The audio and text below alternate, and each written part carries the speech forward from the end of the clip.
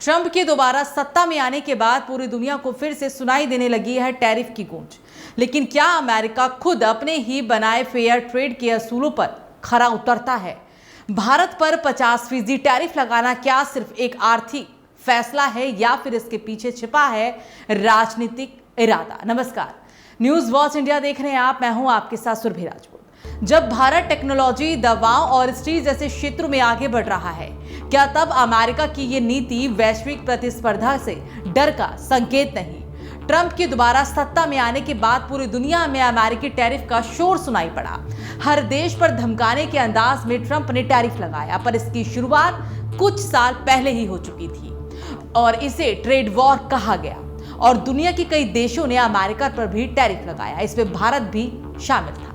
वैश्विक व्यापार हमेशा से ताकत और राजनीतिक का संतुलन साधने का माध्यम रहा है, लेकिन 2018 के बाद वैश्विक मंच पर एक नया शब्द सबसे ज्यादा चर्चा में आया और वो था ट्रेड वॉर, यानी कि व्यापार युद्ध। इसकी जड़ें अमेरिका की उस सुरक्षावादी नीति में थी जिसने स्टील और एल्यूमिनियम जैसे प्रमुख सामानों पर भारी टैरिफ लगा दिए। इस कदम ने वैश्विक स्तर पर हलचल मचाई और लगभग 10 से भी अधिक देशों ने अमेरिका के खिलाफ जवाबी कार्रवाई के रूप में टैरिफ भी लगाए। अब आप जानिए कि कितने देशों ने अमेरिका पर टैरिफ लगाए हैं और क्या वे बदले की कार्रवाई से प्रेरित था। भारत ने अमेरिका पर कितना टैरिफ लगाया और इसका क्या असर होगा, सबसे पहले आपको ये बताते हैं। सबसे पहले ये समझ लीजिए कि ये टैरिफ वॉर कैसे शुरू हुआ। अमेरिका ने भारतीय सुरक्षा और अनुचित व्यापार प्रथाओं का हवाला देते हुए आयात पर टैरिफ लगाए। यहीं से टैरिफ वॉर की शुरुआत होती है। स्टील पर 25% और एल्यूमिनियम पर 10% शुल्क लगाया गया। ये किस्सा साल 2018 का है। चीन समेत कई देशों से इलेक्ट्रॉनिक्स, मशीनरी और उपभोक्ता सामानों पर अरबों डॉलर के टैरिफ लगाए गए। इसका असर यह हुआ कि सहयोगी देश कनाडा, यूरोपीय संघ, भारत, मैक्सिको भी अमेरिका के खिलाफ खड़े हो गए।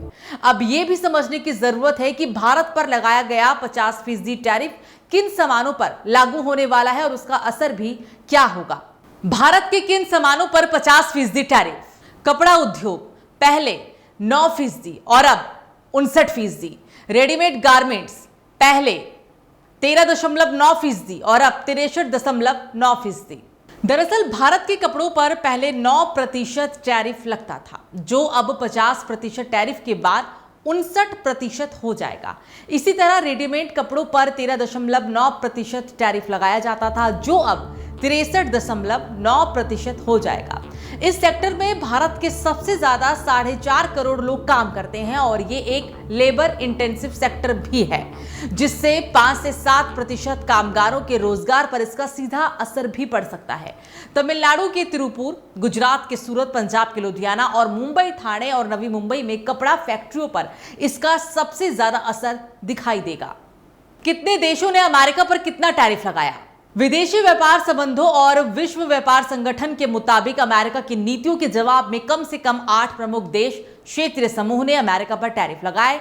अमेरिका पर विभिन्न देशों की तरफ से लगाए गए टैरिफ में चीन 5 से 25%, यूरोपीय यूनियन 10 से 25%, कनाडा 10 से 25%, मैक्सिको 10 से 25%, भारत 10 से 30%, तुर्की 20 से 140% तक, रूस 25 से 40%। सभी देशों ने अलग अलग उत्पादों पर अलग अलग टैरिफ लगाए थे।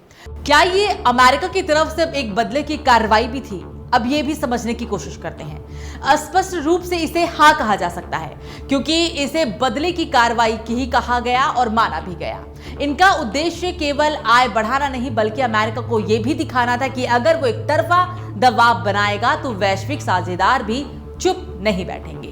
टैरिफ की इस सूची में अधिकतर ऐसे अमेरिकी उत्पाद चुने गए जिनका प्रतीकात्मक और राजनीतिक काफी महत्व था। मसलन विस्की केंटकी राज्य ही पहचान है, तो मोटरसाइकिल मिल्वाकी की एक पहचान है। कृषि उत्पाद पर टैरिफ ने अमेरिका किसानों को नुकसान पहुंचाया और उसे रिटेबिलिटी टैरिफ भी कहा गया। भारत और अमेरिका की क्या स्थिति बनी? भारत और अमेरिका के बीच व्यापार वर्षों से उतार चढ़ाव वाला रहा है। अमेरिका ने भारत को दी जा रही जीडीपी नामक व्यापार सुविधा वापस ले ली है। भारत से आने वाले इस्पात और एल्यूमिनियम पर टैरिफ लगा दिए और बदले में भारत ने 28% वस्तुओं पर टैरिफ भी बढ़ाए।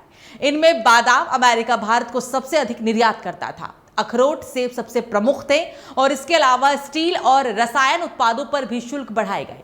अनुमान यह भी है कि भारत के इन टैरिफ से अमेरिका को लगभग 24 करोड़ डॉलर का सालाना असर भी पड़ा। भारत ने ऐसा क्यों किया? भारत बादाम और अखरोट का एक बहुत बड़ा बाजार है। सस्ते अमेरिका माल से भारतीय किसानों को नुकसान हो रहा था। अमेरिका ने जीएसपी घटाया और इस्पात पर ड्यूटी भी लगाई और इसका सीधा असर भारतीय कंपनियों पर पड़ा। जवाब में भारत ने भी अमेरिकी उत्पादों पर टैरिफ लगाकर प्रतिशोध का संकेत दिया। कृषि उत्पादों को टारगेट कर भारत ने स्पष्ट संदेश भेजा कि उसकी चिंताओं को नजरअंदाज नहीं किया जा सकता।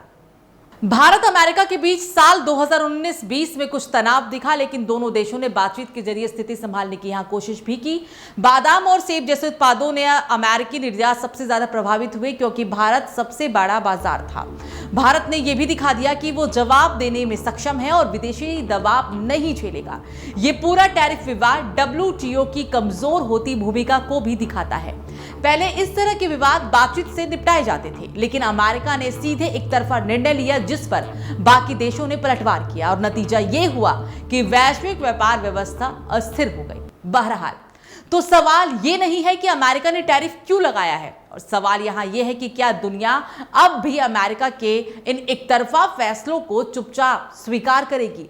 क्या फेयर ट्रेड सिर्फ अमेरिका के फायदे तक सीमित है और भारत, जो आज वैश्विक मंच पर एक मजबूत आवाज बन चुका है, क्या वो अब भी चुप रहेगा? शब्दों में साझेदारी और नीतियों में साजिश। अमेरिका को अब यह तय करना होगा कि वो सहयोग चाहता है या सिर्फ नियंत्रण।